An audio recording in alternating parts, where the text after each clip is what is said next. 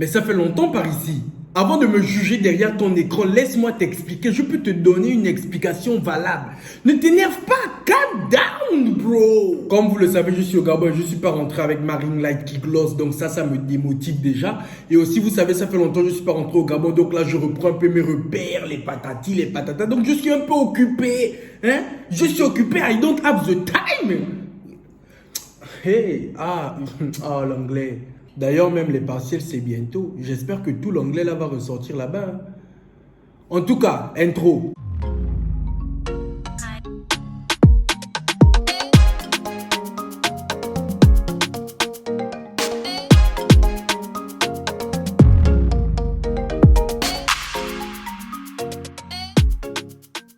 Yo les gars, j'espère que vous allez bien parce que moi ça va. Un peu trop bien même. Vu que ça fait longtemps et que je vous ai manqué et que vous aussi vous m'avez manqué.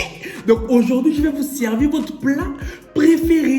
Une story time. Je vois ton sourire derrière ton écran. T'inquiète, c'est mérité. Donc aujourd'hui on se retrouve pour une story time sur comment j'ai failli aller en prison.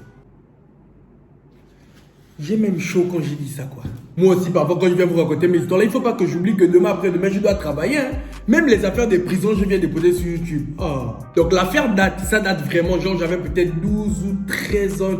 Mais avant de te dire que mais lui là il raconte quoi 12, 13 ans quelle prison, calme-toi, écoute d'abord l'affaire. Donc pour ceux qui me connaissent depuis, vous savez que moi j'ai longtemps habité à Sasek. Sasek c'est un quartier de Port-Gentil pour ceux qui ne connaissent pas. Et pour les gens de Port, pour mieux vous situer, vous voyez à Sasek, à la Cotonoise. Mais à côté de la Cotonoise, il y a une maison orange. Mais la maison là c'était ma maison. Et à côté de la maison orange, il y a un truc comme un entrepôt comme ça, il y a des camions, il y a des machines, c'est en tout cas à cause de l'entrepôt là que j'allais aller en prison à mon si jeune âge. Et donc l'entreprise en question, enfin c'est une entreprise qui était dans un entrepôt, je pense que vous avez compris. Donc l'entreprise en question était spécialisée dans la fabrication de grosses pièces pour de gros engins comme des camions, des grues, des gros bateaux. C'était ça leur travail. J'ai même envie de citer leur nom. Hein. Mais là, si je cite leur nom, là, ils peuvent m'emmener en prison maintenant pour des vrais. En tout cas, si j'étais en France, j'allais citer leur nom. Mais là, je suis au Gabon. En 2-2, ils me retrouvent, je suis en prison. Donc, mieux je m'étais. De toute façon, est-ce que vous avez même besoin de savoir le nom de l'entreprise? Vous aussi, j'aime prendre des risques bizarres pour vous. Et l'entreprise, là, de toute façon, il faisait le bruit. Il faisait le bruit. 3 au ciel, je vous jure, il faisait le bruit. Le bruit! Dès 6 h du matin, ça débutait. Pendant que les autres étaient réveillés par le bruit des coqs. Cocorico! Nous, c'était le bruit des machines qui nous réveillaient. Et les employés de l'entrepôt en question, là, eux-mêmes, dès le matin, ils ne se sont même pas encore brossés. Pourquoi je dis même encore? Ils ne se sont pas brossés. Mais c'est eux, dès le matin, qui commencent à crier pour réveiller les gens. Et c'était comme ça du lundi au samedi soir. Du lundi au samedi soir. Donc, moi, au bout d'un moment, je me suis dit que, il est temps pour moi d'agir. Et voilà, je vous jure que tout ce que je suis en train de vous raconter là, c'est la vérité. Et vu qu'il ne travaillait pas le dimanche, donc moi, un dimanche, j'ai décidé de sauter ma barrière pour aller tout gâcher là-bas. Vraiment, j'étais prêt à tout pour que le bruit cesse. J'étais trop jeune pour devenir sourd. Non mais attendez, je vous explique quand même la barrière en question parce que c'est un élément important de la vidéo. Donc derrière chez moi, il y avait une petite barrière qui séparait ma maison du cadastre. Pour les gens de Port-Gentil, le cadastre en face de l'armée des terres ou l'armée de l'air ou l'armée des barres, je ne sais même pas c'est quelle armée, en tout cas bref. Donc moi, ma maison était juste derrière le cadastre. Et parfois, quand on sentait que c'était trop long de prendre le chemin normal pour sortir en route, on sautait la barrière du cadastre et directement on était en route. Propriété privée ou pas propriété privée ou si ton terrain peut servir de raccourci. Qui va laisser. Et du coup, je vous disais que cette barrière était importante parce qu'une fois que tu sautes la barrière du cadastre, tu as directement accès à la barrière de l'entrepôt en question. Donc bref, c'est par là que j'ai sauté pour aller à l'entrepôt. Moi aussi, pour dire ça, c'est moi, j'étais obligé de vous faire tout un schéma comme ça. Et donc, comme ça, quand j'arrive sur les lieux, je trouve à la cour des grosses pièces, mais vraiment des grosses pièces installées au soleil. En fait, c'était des pièces d'un bateau qu'ils avaient laissé sécher parce qu'ils avaient fait la peinture la veille. Donc le dimanche, ça devait sécher et le lundi, ils devaient continuer leur travail sur les pièces du bateau. Ne me demandez pas comment j'ai su ça. Quand la police est arrivée, toutes les explications, j'ai entendu. Donc moi, quand je vois les pièces au soleil comme ça, je me dis, oh bingo. Mais j'ai trouvé ma cible. J'ai trouvé ce qui va me faire cesser le bruit. Et vu qu'ils travaillaient avec beaucoup de machines, donc dehors là, ils avaient des gros bidons d'huile. Et l'huile était assez noire. Et moi, vu que j'étais petit, bête et tout ça, je pensais que c'était le gasoil. Donc moi, quand je vois ça, qu'est-ce que je fais? Je ressaute la barrière, je reprends mon chemin initial, je ressaute la barrière pour aller chez moi pour prendre les allumettes. Parce que là, j'allais tout incendier. Tout. j'allais incendier. Mais sinon, moi, j'étais quand même bête. Parce que si c'était vraiment le gasoil, j'allais être le premier à mourir.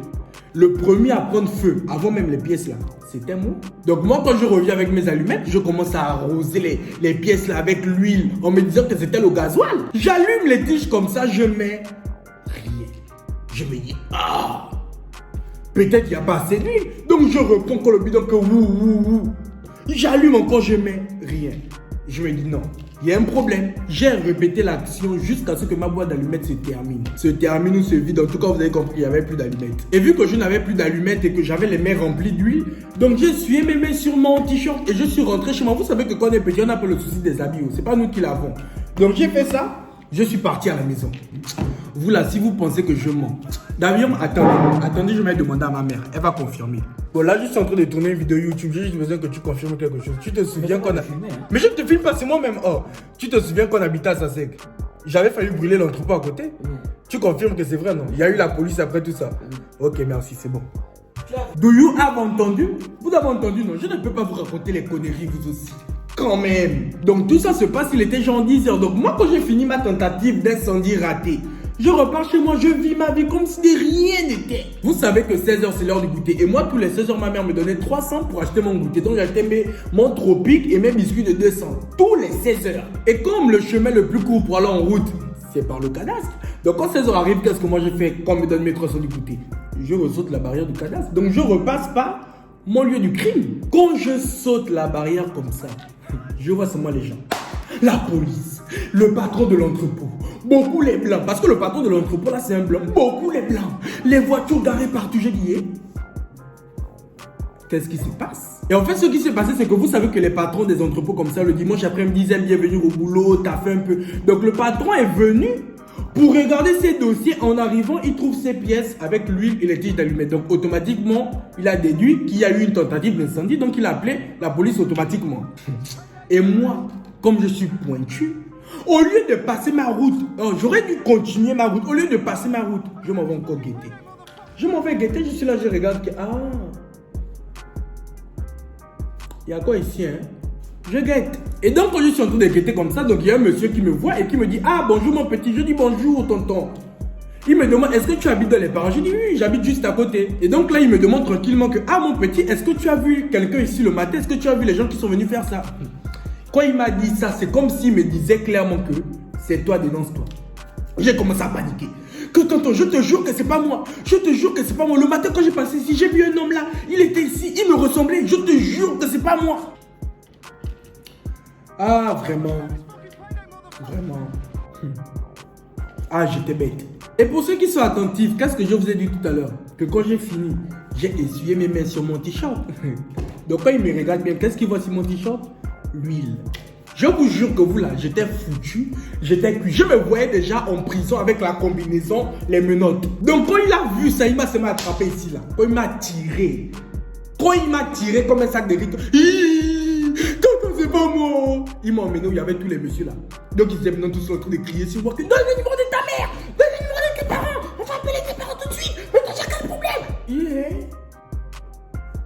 Je regrettais. J'étais en train de regretter. Donc j'ai donné le numéro de ma mère, ils ont appelé ma mère et ma mère elle est directement venue. Et quand ma mère est arrivée, la façon dont la femme là m'a bastonné, oh non. La façon dont ma mère m'a frappé le jour là, c'est comme si elle se battait avec quelqu'un de son âge. Les tontons aussi qui argumentaient, oui il faut le frapper. Frappe-le bien, ça c'est un enfant têtu. Vous-même les tontons là, je suis appelé, on doit se recroiser. On doit se recroiser. Je vous dis que ma mère m'a frappé peut-être pendant 45 minutes. Mais c'est normal, elle-même quand elle me frappait là, juste, elle se disait seulement que, oh mon Dieu, même tout l'argent que je vais dépenser pour rembourser. Oh. Même, donc la rage là, elle me damait seulement les gifles de caillou, oh, maman. Oh, elle m'a frappé. Et vu que j'étais petit, donc clairement je n'allais pas faire la prison, donc ma mère s'est excusée, je me suis excusé. Et le patron connaissait ma mère parce que comme je vous ai dit, on était, en fait c'était collé. C'est juste une petite barrière qui nous séparait. Donc le patron connaissait ma mère, donc je crois que ma mère a remboursé. Et c'est comme ça que l'histoire s'est terminée. Mais en vrai, de vrai, j'aurais même préféré partir en prison que de prendre les coups de ma mère. Oh non. Quand je parle même de ça, je ressens même un peu la sensation encore. Bref les gars, c'est la fin de cette vidéo. J'espère qu'elle vous aura plu. En fait, j'ai repensé à cette histoire il n'y a pas longtemps et j'ai su que c'était obligatoirement une histoire que je devais partager avec vous. Donc, je ne vous dis pas de refaire la même chose. Je ne vous dis pas d'aller brûler vos voisins qui font le bruit. Non, je voulais juste partager ma petite expérience avec vous. N'oubliez pas de liker, de commenter, de partager. Abonnez-vous aussi. Abonnez-vous surtout. Voilà. C'est pas bien, vous venez vous regarder la vidéo de quelqu'un, vous ne vous abonnez pas. C'est pas comme ça qu'on fait. Abonnez-vous. Activez aussi la cloche de notification pour être prévenu à chaque nouvelle vidéo. Et on se retrouve très prochainement pour une nouvelle vidéo. Ou pas. Bref, bisous les gars.